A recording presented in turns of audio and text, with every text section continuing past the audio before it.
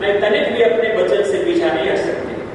वहां सारे लोग लज्जित थे, लेकिन कैकेयी के मन पर कोई चेहरे पर कोई मलिनता नहीं थी। एक सठ की तरह, एक अभिमानी की तरह वहां खड़ी थी और कह रहे थे कि बार बार राम को वन चला जाना चाहिए, एक पल भी यहां नहीं रहना चाहिए।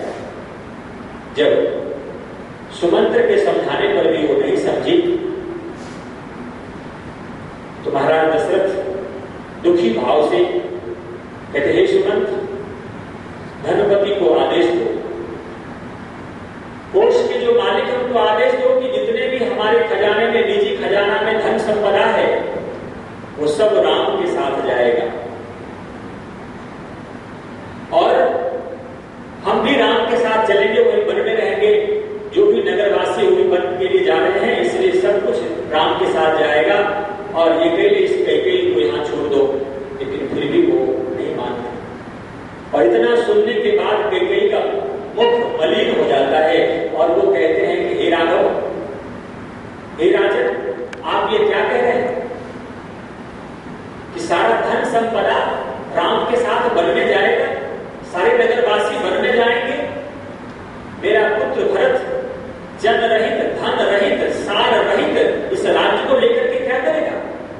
इसलिए मैं नहीं चाहता कि सारा संपत्ति राम के साथ जाए। राम ने वचन दिया है कि मैं बलकल वस्त्र पहन करके, एक मुनि वेश धारण करके वन में रहूंगा, तापस वेश के रूप में, फिर धन वहां जाने की क्या जरूरत है? इसलिए मेरा पुत्र इस सार रहित राज्य को नहीं लेगा। और आगे कुंती बड़ा ही अनिष्ट शब्दों का प्रयोग किया। वो कहते हैं, राजन, जैसा कि इतिहास कहता है, आपके ही वंश में जो सगर थे, राजा सगर, अपने असमंजस पुत्र को, असमंजय नामक जो बेटा था, उसको राजभोगों से रहित करके वन में भेजा था। उसी तरह राम भी राजभोगों से रहित वन में जाएगा। राजभोग की उसकी कोई जरूरत नहीं है। जब ऐसा कुंती ने एक कटु वचन को बोला तो वहां एक सिद्धार्थ नामक जो सचिव था और वयोवृद्ध, वो दुखी भाव से कहने लगे, हे पापन, ये धरती क्यों नहीं फट जाती? इतना सब होने के बाद भी धरती को फट जाना चाहिए और तुम्हें धरती में समा जाना चाहिए, तुम इस प्रकार का वचन बोल रही हो। असमंजय नामक जो लड़का था राजा सगर का, वो तो दुष्ट था, वो पापी था और उस पापी का तुलना राम से करना ही बहुत ही आसमान धरती का फर्क है।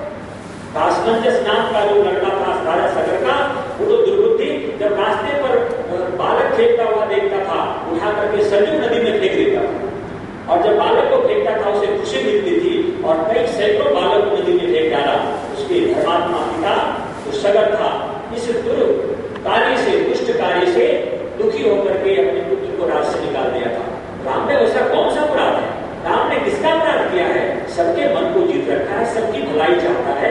तुम असमंजय का उदाहरण राम के साथ घटा रही हो। इतना कहने पर भी कैकेयी नहीं मानी। अंत में आदेश मिला।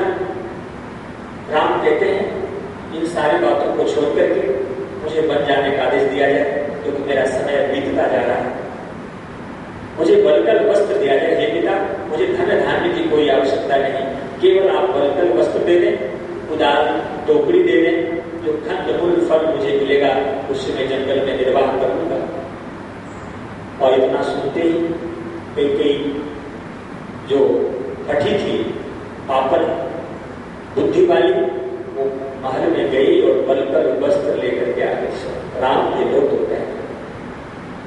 इतना देखते ही सभी जगह हाहाकार मच गया, सारे लोग रोने लग गए। राम कैकेयी के हाथ से बलकल वस्त्र को धारण करके अपने शरीर पर पहनता, रेशमी वस्त्र को उतार देता, कीमती आभूषण को हटा देता है, तापस वेश में आ जाते हैं। और लक्ष्मण भी बलकल वस्त्र, तापस वेश को धारण करता है, लेकिन सीता उस वस्त्र को कैसे पहने? सीता कहती है, मुनि श्रेष्ठ, हे वनवासी राम, ये बलकल वस्त्र कैसे पहना जाता है? मुझे तो पहनने नहीं आता। इतना कहती है और वो बलकल वस्त्र जो तापस मुनि का वेश था, एक भाग को गले में लपेटती है